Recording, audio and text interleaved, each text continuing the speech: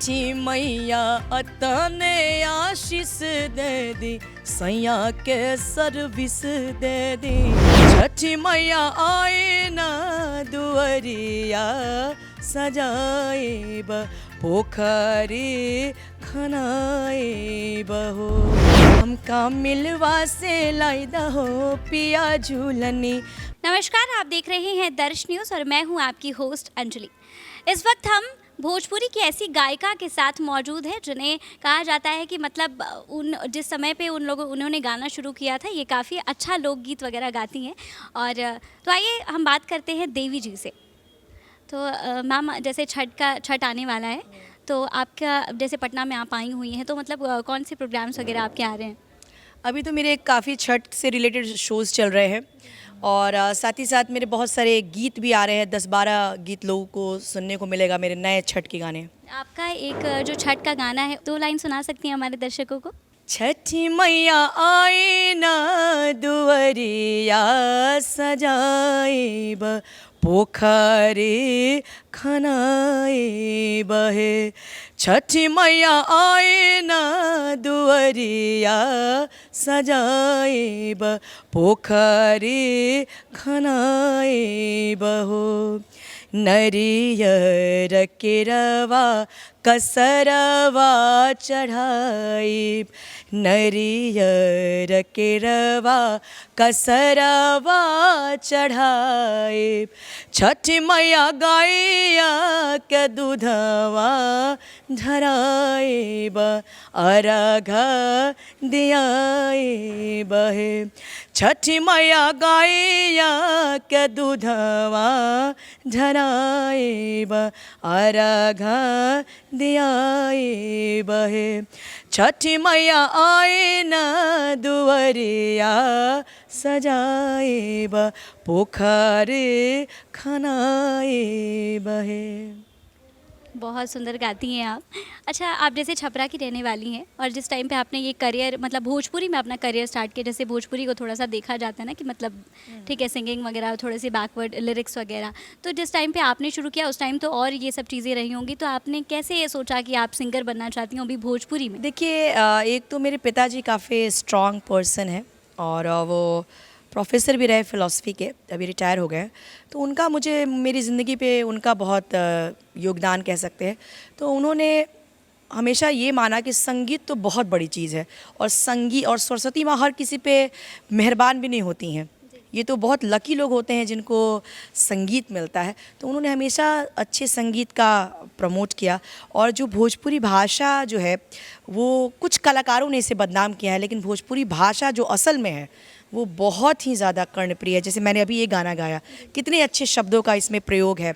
उसी तरह से शादी के गाने होते हैं या फिर देवी माँ के गाने होते हैं। जो 2 लाइन ज़रा शादी के गाने में सुना दीजिए। अपन गलिया सजावाए कवन बाबा, अपन गलिया सजावाए कवन बाबा, अवतार दुल्हा दामाद ये लाला, अवतार दुल्हा दामाद ये लाला। सोने के थरिया सजावाए कवन बाबा, सोने के थरिया सजावाए कवन बाबा, अवतार दुल्हा दामाद ये लाला, अवतार दुल्हा दामाद ये लाला।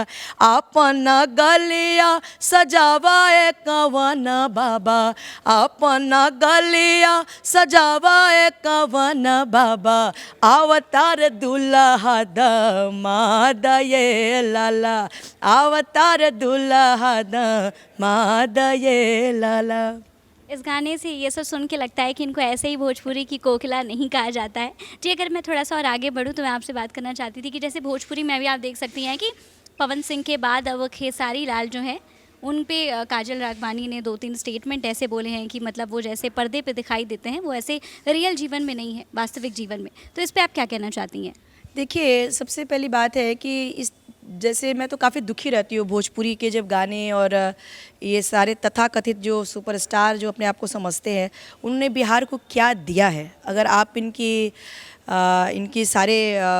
जो इनकी मतलब गानों को देखेंगे तो इन्होंने सबसे ज़्यादा जो क्षति जो है वो महिलाओं को पहुंचाया है।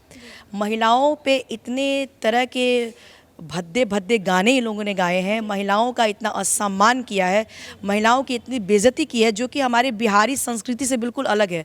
बिहार की संस्कृति में हमेशा महिलाओं को एक बहुत ऊंचा दर्जा दिया गया है, देवी का स्थान दिया गया है, महिलाओं को माँ का स्थान दिया गया है। और इन लोग अपने गाने से पूरे जो यंग जनरेशन है उसको भी दूषित कर रहे हैं, प्रदूषित कर रहे हैं। और मुझे ये लगता है कि जो जिनकी ऐसे ऐसे गाने हैं, जो अब महिलाओं की इज्जत अपने गानों के माध्यम से नहीं कर रहे हैं, उनके पास कोई भी महिला जाएगी, उनके साथ रहेगी, तो उसको क्या मिलेगा?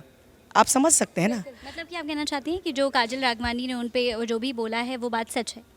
बिल्कुल सत्य है। जो आदमी अपनी प्रोफेशनल लाइफ में महिलाओं की इज़्ज़त नहीं कर रहा है, स्टेज पे इज़्ज़त नहीं कर रहा है, क्या वो घर के अंदर अपनी महिलाओं की इज़्ज़त करेगा? बिल्कुल नहीं कर सकता है। तो ऐसे ऐसे पुरुषों से जब आप, और ये लोग जो लड़कियां या हीरोइंस भी जो इल्ज़ाम लगा रही हैं, उनको क्या समझ में नहीं आ रहा है कि ऐसे आप देखिए कि देखिए स्टेजेस पे ये लोग अगर परफॉर्म करते हैं लाइव में, अगर ठीक है आपके साथ वो लोग डांस कर रहे हैं, अगर ठीक है कुछ भी उन लोगों ने ऐसा कुछ एक्टिविटी की, तो आपको तुरंत वहीं बोल देना चाहिए। ये लोग भी नहीं बोलती हैं। इस चीज़ पे आप क्या कहना चाहती हैं? आप अगर गलत हो, आपके साथ गलत नहीं चाहते हैं तो गलत हो नहीं सकता है। और अगर कभी गलत होता है तो जो लड़कियां गलत नहीं होने देना चाहती हैं उसका विरोध करती हैं। मैं आपको बताऊं, जब मैं मात्र 14-15 साल की थी, वैसे सिंगिंग लाइन में बहुत ज़्यादा इस तरह की चीज़ें नहीं होती, क्योंकि गला तो हर कोई ला नहीं सकता है, सुर नहीं ला सकता है।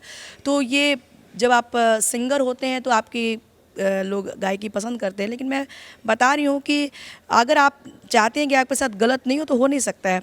मैं 14-15 साल की थी, मैंने अभी जस्ट गाना स्टार्ट ही किया था स्टूडियो में। वैसे मैं बचपन से गा रही हूँ। तो एक बार मैं जब स्टूडियो में गा रही थी तो मेरा भाई भी मेरे साथ था, वो 7-8 साल का रहा होगा। तो मैं जब गा रही थी तो एक म्यूज़िक डायरेक्टर थे, मुझे गवा रहे थे। तो उन्होंने कहा कि मेरे भाई को कि क्या आप बाहर जाओ, मेरे को देवी से कुछ गवाना है। और उन्होंने मुझे ऐसे कुछ शब्द बोले कि कुछ इसमें थोड़ा और इसको सेक्सी बनाओ या सेक्स डालो इसमें। तो उनकी जो कहने का जो भाव था उससे मुझे प्रतीत हुआ, एक तो मेरे भाई को उन्होंने बाहर हटाया, और दूसरा ये उनका जो ये तात्पर्य था, मतलब मुझे ऐसे फीलिंग आई कि ये जो व्यक्ति है वो गलत है। उसी टाइम मुझे लगा, मैं तुरंत स्टूडियो से निकली, मैंने तुरंत पापा को फ़ोन किया कि पापा आप जल्दी आइए, और ये जो व्यक्ति है ये मुझे ऐसे ऐसे बोल रहे हैं। मैंने पापा को बताया, फिर पापा जो कंपनी के ओनर हैं उसके पास गए और उन्होंने कहा कि भाई ये या तो इस म्यूज़िक डायरेक्टर को आप हटाइए, नहीं तो मेरी बेटी नहीं गाएगी। फिर मैंने वहाँ पे गाया ही नहीं, मैंने उसका कि इस व्यक्ति के साथ नहीं गाऊंगी। सिर्फ उसने एक शब्द बोला मुझे, और मुझे ऐसा फील आया। और इवन 14-15 साल की उम्र में भी आपको बहुत लड़कियों को ऐसा, लड़कियों को तो पहले होता है, अगर आपके साथ गलत हो रहा है तो इवन आप 14-15 साल के हैं तो भी आप फील कर जाएंगे कि ये व्यक्ति का जो इंटेंशन है वो अच्छा नहीं है, सही नहीं है। तो मैंने वहाँ पे उसका विरोध किया। उसके बाद ऐसी कोई घटना मेरे साथ हुई नहीं। और आपको लगता है कि जैसे भोजपुरी में बोला जाता है कि वो पुरुष प्रधान वो जगह है जहाँ पे पुरुषों की ज़्यादा चलती है, जैसे पवन सिंह, खेसारी, अगर ये लोग अगर चाहे तो किसी को फिल्म में अपने काम करा सकते हैं, ये लोग नहीं चाहें तो कोई एक्ट्रेस इन लोगों के फिल्म में काम नहीं कर सकती। आपको ऐसा लगता है? देखिए, ये लोग थोड़े इनके गाने से आपको प्रतीत होता है किस टाइप के ये लोग हैं। ये लोग तमस वाले लोग हैं। महिलाओं का विकास तो वो व्यक्ति करेगा ना जिसका हृदय बड़ा होगा, जो महिलाओं का सम्मान वो करेगा ना, जिसको कुछ एजुकेशन होगा, जिसने संस्कार होगा। तो ये लोग तो बिना संस्कार के लोग हैं। इन लोगों को तो ना तो किसी साहित्य में रुचि है, ना किसी महिला की इज्जत में रुचि है। तो इनसे आप क्या एक्सपेक्ट कर सकते हैं? और ये कहना कि महिलाओं की इंडस्ट्री, ऐसा नहीं है। मतलब पुरुषों की इंडस्ट्री है, ऐसा नहीं है। महिलाएं आगे जा रही है। शारदा सिन्हा जी ने इतना बड़ा स्थान बनाया। आप देखेंगे कि लता मंगेशकर कोई थोड़ी पुरुष है, वो भी महिला है। लोग महिला प्रधानमंत्री बन रही हैं, महिलाएं अंतरिक्ष में जा रही हैं, कैसे जा रही हैं? तो ये सब बातें बेकार की हैं। अगर आपके अंदर दम है, महिलाओं के अंदर दम है, तो अपने दम पे वो अपना स्थान ज़रूर बनाती हैं। और मैं ऐसी लड़कियों से आपको आगाह करना चाहूँगी कि आप लोग इस तरह के पुरुषों से कृपया दूर रहें, क्योंकि इनके पास आपको देने के लिए कुछ भी नहीं है। और इसे आगे बढ़ते हुए मैं जानना चाहूँगी, जैसे छठ पूजा आ रहा है तो आपका कहाँ हम आपको कहाँ और देख सकते हैं? कहाँ प्रोग्राम्स होने वाले हैं आपके? बहुत सारे मेरे शोज़ अभी कल जो है वो बिहार शरीफ में है, फिर उसके बाद बख्तियारपुर में है, उसके बाद सीतामढ़ी में है, उसके बाद से जमशेदपुर में है, उसके बाद गिरिडीह में है, और उसके बाद छठ के दिन जो लास्ट डे होता है वहाँ दिल्ली में है, तो इस तरह से काफ़ी सारे स्टेट्स में है शोज़। इस बीच हम लोग आपको रेगुलर देखने वाले हैं। 2-3 सॉन्ग जो भी आपका एल्बम आने वाला है, छठ पूजा है अभी, तो 2-3 लाइन आपको सुनाते हैं, क्योंकि आजकल सर्विस की बहुत समस्या है, लोगों को नौकरियां नहीं मिल रही हैं। उस पे इस बार मैंने एक छठ गीत गाया है एंड आई होप कि लोगों को अच्छा लगेगा। छठी मैया अतने आशीष दे दी, सैया के सर्विस दे दी, सैया के सर्विस दे दी। छठी मैया अतने आशीष दे दी, सैया के सर्विस दे दी, सैया के सर्विस दे दी।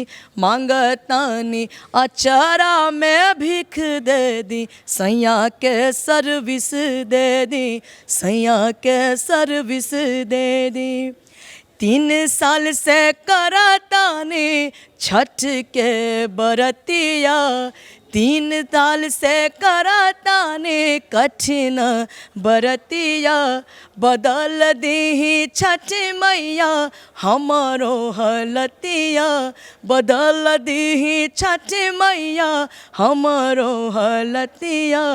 जिंदगी बनाइए कापिस दे दी, सैया के सर्विस दे दी, सैया के सर्विस दे दी। छठी मैया अतने आशीष दे दी, सैया के सर्विस दे दी, सैया के सर्विस दे दी। बहुत अच्छी आवाज़ है आपकी। अगर मैं आपसे पर्सनली आपका पूछूं कि मतलब लोकगीत और इन सब के अपार्ट भी आपको कौन सा गाना अच्छा लगता है? बहुत सारे ऐसे गाने हैं जो मुझे बहुत पसंद है। 2-3 लाइन सुना सकती हैं? एक गाना है वो सुनाते हैं। हमका मिलवा से लाई दहो पिया झूलनी, हमका मिलवा से लाई दहो पिया झूलनी, हमका मिलवा से लाई दहो पिया झूलनी, पिया झूलनी, हमका मिलवा से लाई दहो पिया झूलनी। सावन मास पड़ रही बुनिया, सावन मास पड़ रही बुनिया, सावन मास पड़ रही बूंदिया, सावन मास पड़ रही बूंदिया। माथे पे नारी ननरिया, ननरिया हो पिया झूलनी, नमना नाना ने ननरिया, ननरी नना नना नन, हमका मिलवा से लाई दहो पिया झूलनी। बहुत बहुत आपका बहुत बहुत धन्यवाद कि आपने अपने इतने बिजी स्केड्यूल में से थोड़ा सा समय मुझे दिया। आपने देखा कि इन्होंने क्या कुछ कहा भोजपुरी गानों के बारे में, इनकी जो भी अपकमिंग एल्बम्स वगैरह है उसके बारे में इन्होंने उसकी लाइन सुनाई हम लोगों को। साथ ही इन्होंने हमें बताया कि भोजपुरी में लड़कियों को थोड़ा सावधान रहने की ज़रूरत है और भोजपुरी के अपार्ट भी लड़कियों को थोड़ा सावधान होने की ज़रूरत है ऐसे लोगों से जो कि उन्हें गुमराह करते हैं। आगे की खबरों के लिए इसी प्रकार हमारे साथ बने रहे दर्श न्यूज़ पर। साथ ही अगर आपने हमारे चैनल को सब्सक्राइब नहीं किया है तो सब्सक्राइब और लाइक ज़रूर कर दें। धन्यवाद।